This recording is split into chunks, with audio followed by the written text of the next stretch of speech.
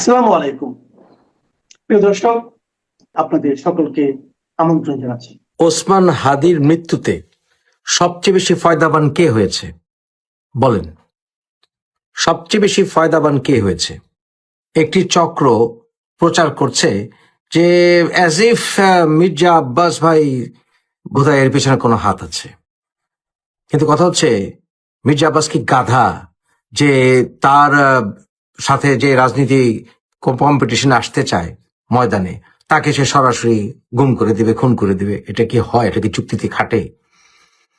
সবচেয়ে বেশি ফয়দাবান আসলে কে হয়েছে?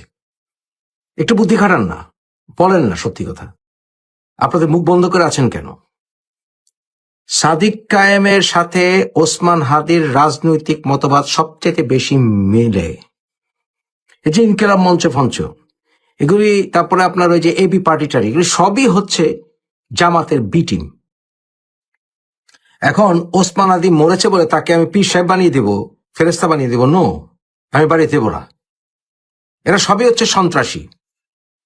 কে কি বললো আমার কোনো আসা যায় না, প্রমাণ করে দিচ্ছি আপনাদের কাছে। তাহলে ওসমান হাদির সাথে রাজনৈতিক মিল সবচেয়ে বেশি হচ্ছে সাদিক কায়েম। তাই সাদিক কায়েমের ভোটটাই তো ওসমান হাদি নষ্ট করবে, তাই না?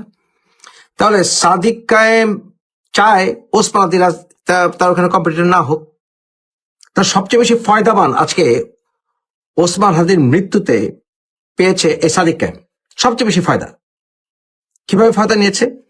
প্রথমত সাদিক কায়েম মুক্তিযুদ্ধকে মহান মুক্তিযুদ্ধ বলছে। ভালো ভালো, এটা আসলে মূল কারণ হচ্ছে ওই যে জামাতের রাজনীতি। জামাত সবার সাথে গাল মিলাবে, সময়ে সবার সাথে জোট করবে, সবাই সবার পিছনে দাঁড়াবে, সময়ে তার রূপ পাল্টাবে, সবাই নার নীতিতে মেনে নিবে। এইটা হচ্ছে জামাত। আয়ুব খানের সাথে যাবে, জিয়াউর রহমানের সাথে যাবে, আবার শেখ খালেদার বিরুদ্ধে দাঁড়াবে। এটি হচ্ছে জামাত। জামাত হচ্ছে বহুরূপী।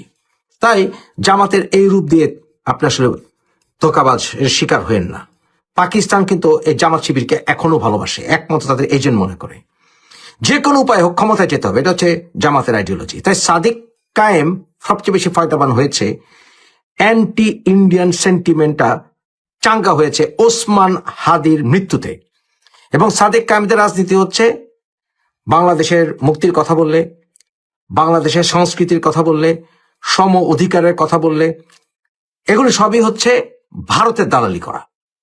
তাই এখন পর্যন্ত কিন্তু প্রমাণিত হয় নাই যে ভারতের কোনো গোয়েন্দা সংস্থা, কোনো প্রুফ নাই যে ওসমান হাদিকে কাজে লাগিয়েছে আওয়ামী লীগের পক্ষে। কোনো প্রমাণ আছে এখন পর্যন্ত? সত্যি কথা বলেন, আপনি যেই দলই হন, সত্যি কথা বলেন। এখন পর্যন্ত কি প্রশ্নাতীত ভাবে প্রমাণ মিলেছে যে এই যে ফয়সাল সে ভারতে আছে, বা তাকে আওয়ামী লীগ হায়ার করেছিল, বা তাকে ভারতের হায়ার করেছে? কোনো প্রমাণ কি আছে? এমনকি এখন পর্যন্ত অনেকেই মনে করে যে হয়তোবা সে নেপালে না হলে সে বাংলাদেশে আছে। এখন আসুন, সে ছাত্রলীগের নেতা ছিল, এটাও কোনো কিছু প্রমাণ করে না। কেন প্রমাণ করে না? কারণ আমরা দেখেছি শিবিরের নেতারা, তারা ছাত্রলীগ সেজে ঢুকেছিল, ছাত্রলীগে ঢুকে নাই। তাহলে এই ছেলেটা ফয়সাল, সে যদি ছাত্রলীগের ব্যাকগ্রাউন্ড তার থেকেও থাকে, সে 100% ছাত্রলীগ আপনাকে বলল কে? কারণ ছাত্রলীগ সাজাতো শিবিরের পুরনো অভ্যাস না? তাহলে আমার কথা হচ্ছে, ছাত্রলীগ সাজা যেহেতু তাদের পুরনো অভ্যাস, এই ছেলেটা যে বরাবর শিবির না, আপনাকে বললো কে? আপনাকে কে বললো? তাই এটা কি ম্যাটিকুলাস সেই ডিজাইনের অংশ কিনা? এটা আইএসআই এর চক্র কিনা? How do you know? আপনি কিভাবে বলেন? তা আমার তো বরঞ্চ মনে হয় এটার পিছনে শিবিরের উদ্দেশ্য ছিল কিনা অ্যান্টি ইন্ডিয়ান সেন্টিমেন্টকে চাঙ্গা করা, ওসমান হাদিকে শহীদ বানিয়ে দিয়ে সেই অংশে, সেই মানে কনস্টিটিউয়েন্সিতে সাদিক কায়েমকে হিরো বানিয়ে দেওয়া, এবং ছাত্রলীগের ব্যাকগ্রাউন্ড ধারণকারী কোন শিবিরকে দিয়ে হাদিকে হত্যা করা। হতে তো পারে। আর এই আপনার ওসমান হাদি এ তো টেররিস্ট ছিল। টেররিস্ট কেন? কারণ আমি শহীদে মৃত্যু চাই, এই সকল কামনা করা কোনো ইসলামিক নয়। কোরআনে কোথাও নাই যে আপনি মরতে চান সুইসাইড স্কোয়াড করেন। আছে নাকি সুইসাইড স্কোয়াডের কোনো কথা কোরআনে? এগুলো অনেক ভিত্তিহীন এবং দুর্বল হাদিসের মাধ্যমে এগুলো প্রমাণ করতে চাই যে আমি মরতে চাই যুদ্ধে। আরে বেটা, তুই যুদ্ধে যাবি, তুই গাজী হয়ে ফেরত আসবি, তুই জয়ী হয়ে ফেরত আসবি, এবং তুই যখন বিজয়ী হবি তোর পরাজিতকে প্রতি তুই সদয় থাকবি। এটা হচ্ছে ইসলাম। তো তাই আমি গিয়ে মরতে চাই, তা মরে গেলে তো তুই আর জয়ী হইতে পারলি না, তুই শহীদ হয়ে গেলে তো গেলি, তুই তো হেরেই গেলি। তুই যাবি, তোর টার্গেট থাকবে তুই বিজয় হয়ে জীবিত ফেরত আসবি। তুই এইটা হবে তোর প্রকৃত মুক্তিযোদ্ধা, প্রকৃত মুজাহিদের লক্ষণ, যে আমি যাব, যুদ্ধে তাদেরকে পরাজিত করব এবং বিজয় হয়ে ফেরত আসবো। This is what it is. কিন্তু সারাক্ষণ আমি শহীদ হতে চাই, আমি মরে চাই, এগুলো হচ্ছে সুইসাইড স্কোয়াডের লক্ষণ। সুইসাইড স্কোয়াড আছে না, সন্ত্রাসীরা সুইসাইড স্কোয়াড, এগুলো হচ্ছে সুইসাইড স্কোয়াডকে উস্কে দেওয়ার লক্ষণ। ওই যে 24-এর ওই অভ্যুত্থানের সময় আমরা দেখেছিলাম না যে অনেকে গুলি খায় কিন্তু সরে না জায়গা থেকে? এগুলো হচ্ছে সব জেহাদি ট্রেনিং, বিকৃত জেহাদি ট্রেনিং, এগুলো ইসলামিক না। তাই এগুলো সব হচ্ছে জেহাদি জোশ, এগুলো হচ্ছে সব মানে বিকৃত জেহাদি জোশ, এগুলো সব হচ্ছে সুইসাইড স্কোয়াড। আমি শহীদ মৃত্যু চাই, আমার কেউ গুলি করে মেরে ফেললে আপনি এটা করেন, আপনারা আমি যদি শহীদ হয়ে যাই এটা করেন। নো, সে ভুল ভাল ওই যে বিদ্রোহী কবিতা আবৃত্তি করলো নজরুলের, ভুলভাল একদম লাস্ট শব্দ মমশির, এটাও তো ভুল। উন্নত শির, এটা হচ্ছে লাস্ট ওয়ার্ড, সেখানে মমশির। আরে বেটা তুই তো ইয়াই জানতি না, বিদ্রোহী কবিতার শব্দগুলো ঠিক মতো বলতে পারিস নি। বিদ্রোহী কবিতায় কোথাও আছে কিনা যে আমি মরে যাব? বলেছে যে সেই দিন হব শান্ত যেদিন আমাকে, যদি আমি মরে যাই আমাকে সেই দিন আমি হব শান্ত। কিন্তু এখানে তো মরে যাই, তো কামনা করছিল এই পোলা ওসমান আদি, তো মৃত্যু কামনা করছিল। এটা কি ধরনের আইডিওলজি যে মৃত্যু কামনা করি আমি? শহীদ মৃত্যু, নো, শহীদ মৃত্যু কেউ কামনা করা উচিত না। যদি কেউ যুদ্ধে গিয়ে বিজয়ী হয়ে জীবিত ফেরত আসার টার্গেট করবে, তারপর যদি সে মরে যায় তো সে সময় আল্লাহ তাকে শহীদের মর্যাদা দিবে। কিন্তু সে কামনা করছিল এই পোলা, এবং এটা বাংলাদেশের মানুষের ভিতরে ছড়িয়ে দেওয়া হচ্ছে, ইয়াং পোলাপাদের ভিতরে, যে শহীদের মৃত্যু কামনা করি, শহীদের মৃত্যু কামনা করি, সুইসাইড স্কোয়াড হইতে চায়, সব টেররিস্ট হইতে চায়, সব সন্ত্রাসী এগুলি। This way or other, you have to accept these are all terrorists. এবং বাংলাদেশকে এই টেররিস্টদের থেকে মুক্ত করতে হলে ভাই আমাদের কি করতে হবে? ওরা যেমন বলে না, কিছু হইলেই বিচার হাতে তুলে নিয়ে নেবে। এই যে হিন্দু লোকটাকে মারলো নবী হযরতকে অপমান করার নামে, ভাই তুই কে বিচার করার? তুই বিচারক, তুই এক্সিকিউটর। হ্যাঁ, একটা জোশ তুলে দিল, এ নবীর অপমান করছে, বিচারকের দায়িত্ব কোথায়? বিচারকের দায়িত্ব, তুই কি বিচারক? তুই হত্যাকারী, তুই এক্সিকিউশনার, তুই জাজ। এটা কোন ইসলামিক আইডিওলজি হতে পারে? বিচার করবে কোর্ট, কে কি করেছে, কে কি বলেছে, কে কি করে নাই। এটা কি ধরনের আইডিওলজি? এগুলো সন্ত্রাসী তৈরি করার আইডিওলজি। তাহলে আমাদেরকে বলতে হয় যে বাংলাদেশের স্বাধীনতার সার্বভৌমত্বের বিরুদ্ধে যারা কথা বলবে তারা হচ্ছে রাষ্ট্রদ্রোহী, এবং যদি সরকার তাদেরকে দমন না করে তাদেরকে আমাদের সশস্ত্রভাবে দমন করতে হবে। তাহলে আমরাও বলি যে যারা বাংলাদেশের স্বাধীনতার বিরুদ্ধে কথা বলবে, স্বাধীনতা সার্বভৌমত্বের বিরুদ্ধে কথা বলবে, চক্রান্ত করবে, ওপেন ৭১-কে অপমান করবে, ওদের মুক্তিযোদ্ধা থেকে যারা অপমান করবে, যারা বঙ্গবন্ধুকে অপমান করবে, তাহলে তাদেরকে আমাদের শাস্তি করতে হবে।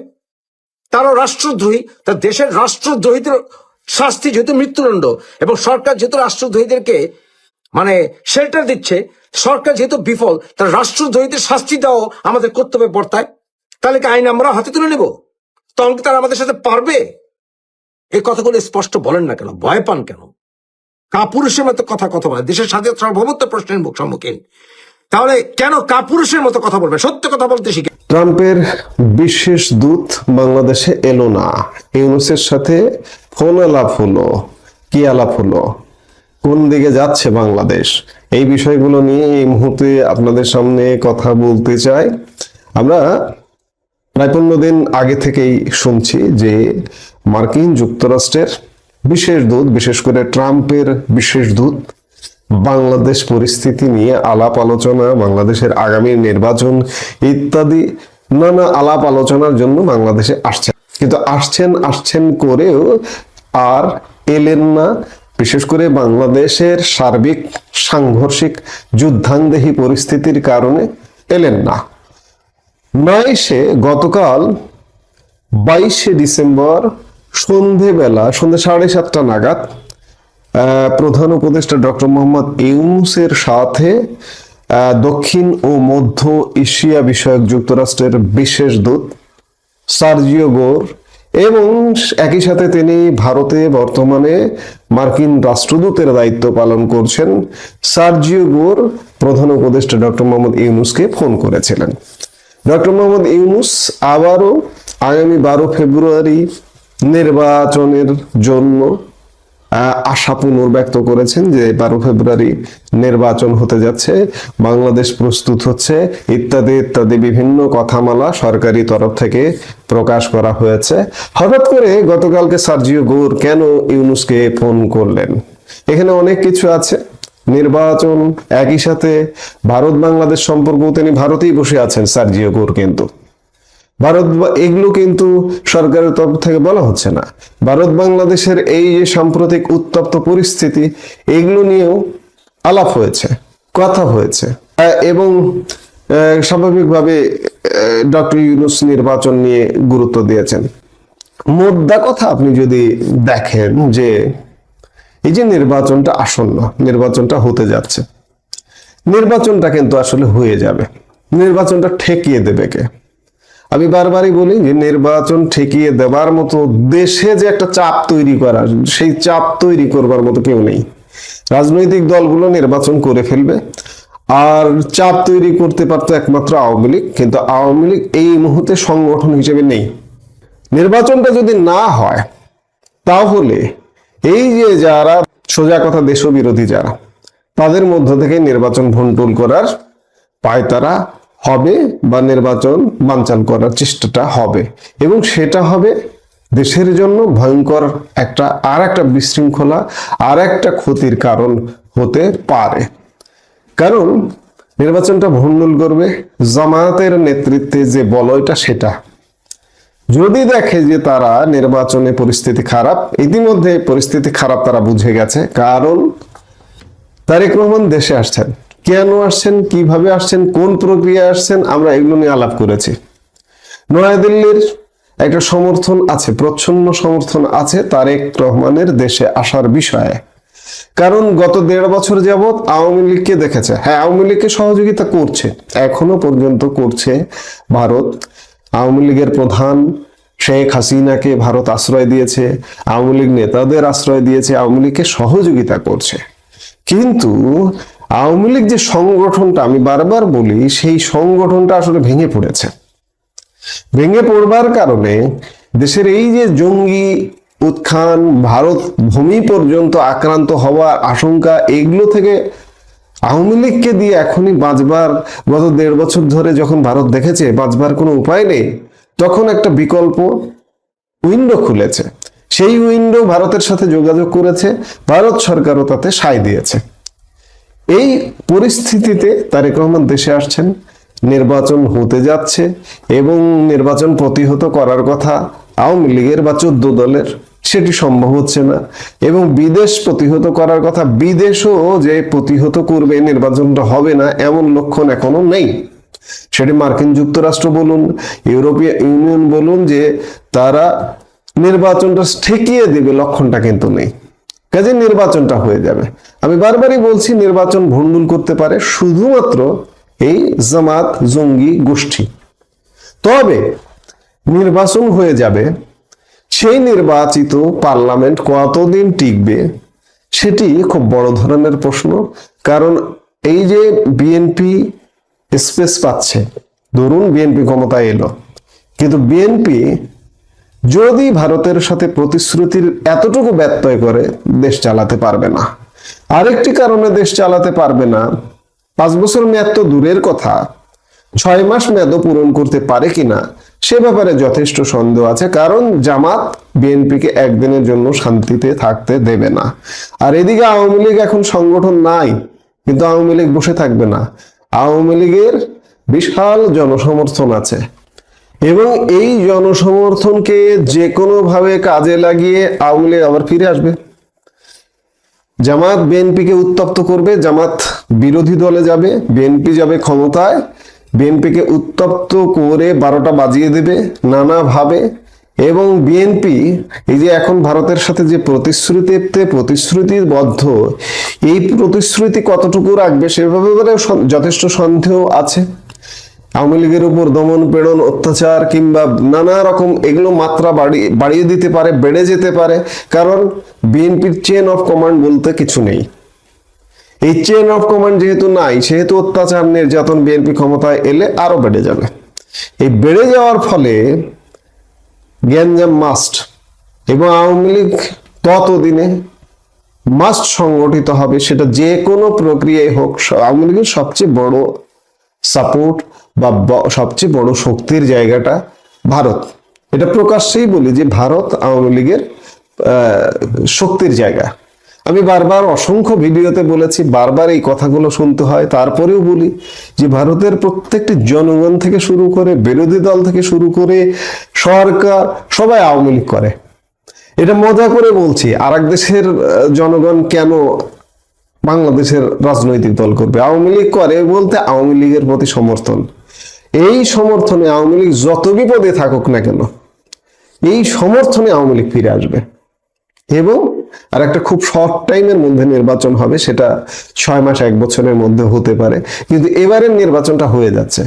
কারণ সার্বিকভাবে যেটি লক্ষ্য করা যাচ্ছে, দেশে এই নির্বাচনটা প্রতিহত করার কোনো ব্যবস্থা বা কে করবে এটা আপনি খুঁজে পাবেন না। বিদেশিরা এই নির্বাচনটা প্রতিহত করবে এমন কোনো লক্ষণ এখন পর্যন্ত নেই। গতকাল সার্জিও গোর মোটামুটি স্বাভাবিক আলাপ সালাপি করেছে যে নির্বাচন না হোক, এসে এইসব কিছু বলেননি। তো সেই জায়গা থেকে নির্বাচনও হয়ে যাচ্ছে, শুধুমাত্র যদি জামাত গোষ্ঠী নির্বাচন বয়কট না করে, নির্বাচন ভণ্ডুল না করে। তারা ভণ্ডুল করবে কিন্তু দেশের 12টা বাজানোর জন্য। তারা এই বর্তমান ব্যবস্থাকে আরো দীর্ঘস্থায়ী করে টেনে নিয়ে যাওয়ার জন্য। কারণ এখন জামাত হচ্ছে প্রধান ক্ষমতার অংশীদার, সবচেয়ে বেশি ক্ষমতা এনজয় করছে জামাত। এই ক্ষমতা এনজয়টাকে কিন্তু ভারতও ভালোভাবে দেখছে না, ভারতও ভালোভাবে দেখবে না। এই যে বিশেষ করে সাম্প্রতিক সময়ে উস্কানি, এই উস্কানিটা এই জামাত বলয় থেকে উস্কানিটা হচ্ছে, এগুলো ভালোভাবে দেখছে না এবং বিএনপির জন্য স্বস্তিকর নয়। এই জন্য নির্বাচনটা যে কোনো ভাবে ভারত চাইছে, বিএনপি চাইছে নির্বাচন হয়ে যাক। এখন নির্বাচন মাস্ট হয়ে যাবে। সবকিছু মিলে আমরা আরো বেশ কিছু সময় একটা নির্বাচনের আগে এবং নির্বাচনের পরে একটা অস্থিতিশীল পরিবেশের মধ্যে থাকবো। তবে আগামী 24 ঘন্টা, 24 থেকে 48 ঘন্টা খুব ইম্পর্টেন্ট তারেক রহমান দেশে আসা পর্যন্ত। তারেক রহমান যদি দেশে আসতে পারেন, আজকে 23 তারিখ, কালকে 24, আগামীকাল সন্ধ্যায় তিনি ঢাকার উদ্দেশ্যে লন্ডন থেকে রওনা দেবেন। যদি তিনি দেশে আসতে পারেন তাহলে মনে করতে হবে যে নির্বাচনটা হয়ে যাচ্ছে। ওই তরুণ ঘোষ, আপনারা সকলেই হয়তো ভাবছেন এই ডিসেম্বর মাসে এই মানুষটা কি পাগল, একটা পাতলা জামা পরে সে বসে আছে। আসলে শীত আমাদের টাটা বাই বাই করে চলে গেছে। আমাদের কলকাতায় কোনো শীত নেই বললে বিশ্বাস করবেন না। রাত্রিবেলা 2 ফ্যান চালিয়ে আমরা শুই। অনেকে হয়তো বিশ্বাস করতে চাইবেন না। তার উপরে এই লাইট জ্বলছে, তার একটা গরম আছে। তো যাই হোক, খবরে আসি। এখন আমাদের এখানে একটা হিন্দি সিনেমা হয়েছিল, তার নাম ছিল দাবাং। সেখানে একটা গান ছিল, গানটা হচ্ছে মুন্নি বদনাম হুই ডার্লিং তেরে লিয়ে। এখন আমাদের পাকিস্তানের সেনাপ্রধান, যিনি ফিল্ড মার্শাল আসিম মুনির, তিনি এখন ফ্লোরিডায় বসে হাত পা ছড়িয়ে সমস্ত সমুদ্র সৈকতে তিনি এখন গান গাইছেন, মুন্নি বদনাম হুই ট্রাম্প বাবু তেরে লিয়ে। এখন ট্রাম্প বাবু তো খুব করে খাইয়েছে দাইয়েছে, ডিনার খাইয়েছে, লাঞ্চ খাইয়েছে, তখন তো মুরগা মাটন তো খুব চিবিয়েছ। তখন চেবাদে তখন আবার বলেছে যে হ্যাঁ আমরা ইসরায়েলে আমরা সৈন্য পাঠিয়ে দেবো। এখন তো ইসরায়েলের সৈন্য তো এখনো পাঠানো হয়নি, তাই ট্রাম্প বাবু তাদেরকে ডেকে পাঠিয়েছেন। এখন নিজে একা যেতে আর সাহস করছেন না, সঙ্গে নিয়েছেন শাহবাজ শরীফকে। এখন দুজনকেই 4 দিন ধরে ফ্লোরিডায় বসিয়ে রেখে দিয়েছেন প্রেসিডেন্ট ট্রাম্প। তিনি যবে সময় পাবেন তবে এই 2 মক্কেলকে ডেকে পাঠাবেন। এই 2 মক্কেল তাই সমুদ্রের ধারে এখন মুনির বসে বসে গান গাইছে, মুন্নি বদনাম হুই ট্রাম্প বাবু তেরে লিয়ে। এখন ব্যাপারটা কি হয়েছে? ব্যাপারটা হয়েছে যে পাকিস্তানের ভেতরের অবস্থা খুব খারাপ, আপনারা সবাই জানেন। 14টা গোষ্ঠীর মধ্যে লেগে গেছে, পাকিস্তান প্রায় ভাগ হওয়ার মতো অবস্থায়। এই অবস্থায় যদি 2 ব্যাটালিয়ন মানে 20,000 সৈন্য যদি এখন পাঠানো হয়, তাহলে তো পাকিস্তান ফাঁকা হয়ে যাবে মোটামুটি। এখন এই যে সৈন্য কাদের পাঠাবে? তাদের পাঠাবে ঠিক করেছে পাঠান পাঠান ব্রিগেড। ওখানে একটা পাঠান ব্রিগেড রয়েছে পাকিস্তানে, সেই পাঠান ব্রিগেড, সেই পাঠান ব্রিগেডে বেশিরভাগ রয়েছে হচ্ছে পশতুন। এই পশতুন যত আছে সব হচ্ছে গিয়ে আফগানিস্তানের ওই লোকজন।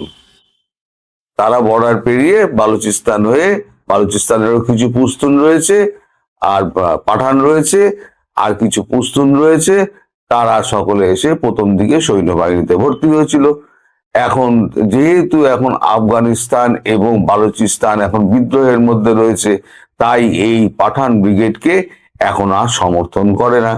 তাই কি করা যাবে, এই পাঠান ব্রিগেডকে দিয়ে তো আমরা তো শুধু তো কি বলে ট্রাফিক কন্ট্রোল করাই, পুলিশের কাজ করাই। তাহলে এক কাজ করো, এই দুটো ব্রিগেডকে পাঠিয়ে দাও এতে ইসরায়েলে। যদিও ইসরায়েলের প্রবেশের কোনো অনুমতি কিন্তু পাকিস্তানের পাসপোর্টের নেই। নো এন্ট্রি ফর ইসরায়েল একদম লেখা রয়েছে, প্রথম পাতাতেই লেখা রয়েছে। তাহলে ইসরায়েলে এখন কিভাবে পাঠাবে, সেটাও ট্রাম্প বাবু একটা উল্টো ব্যবস্থা করে দিয়েছেন। তোমার চিন্তা নেই, আমি সেই ব্যবস্থা করে দিয়েছি। নেতানিয়াহু বলেছে যে, নেতানিয়াহুকে দিয়ে বলিয়ে দিয়েছে পাকিস্তানি সোলজার আর ওয়েলকাম। বাস, মুনির গেছে ফেঁসে। এইবারে এই খবর পাওয়ার পর পাঠান ব্রিগেডের সমস্ত সেনা এখন ক্ষেপে লাল। তারা চড়াও হয়েছে পাঞ্জাবির ব্যাটালিয়নের ওপরে। নিজেদের মধ্যে ব্যাপক ঝটাঝটি শুরু হয়েছে। ঝটাঝটি এমন পর্যায়ে যে কে মানে গুলি চালানোর, একে অপরের দিকে গুলি চালানোর পর্যায়ে চলে এসেছিল। তারপর কেউ ওটা মধ্যস্থতা করে দুজনকে মানে ব্যাটালিয়নকে ঠেকায়, একজন ডিএইচএস এ চলে যায়, একজন ডিএইচএফ এ চলে যায়। তো যাই হোক, এই অবস্থার মধ্যে কে যাবে? এখন পাঠান ব্রিগেডকে যদি পাঠাতে চায়, তাহলে পাঠান ব্রিগেড তো একেবারে ক্ষেপে বোম হয়ে যাবে। তাহলে পাঠান ব্রিগেড তো কোনোভাবেই প্লেনে উঠবে না, কারণ ইসরায়েলে যে ব্রিগেড যাবে 20,000, সেই 20,000ই তো কফিনবন্দি হয়ে আসবে। কারণ 20,000 যারা আছে, যারা যাবে ওখানে, তারা তো তাদেরকে ইসরায়েল কি করছে, ইসরায়েল সামনে ঠেলে দিচ্ছে বিদেশি সৈন্যকে। মানে প্ল্যান হচ্ছে যত বিদেশি সৈন্য আসবে, সেই সমস্ত সৈন্যদের আমরা সামনের দিকে ঠেলে দেবো, ফ্রন্টে গিয়ে লড়াই করো। আর ফ্রন্টে কারা আছে? ফ্রন্টে আছে একদিকে হুতি, একদিকে হামাস, একদিকে আইএস। তার তিনটে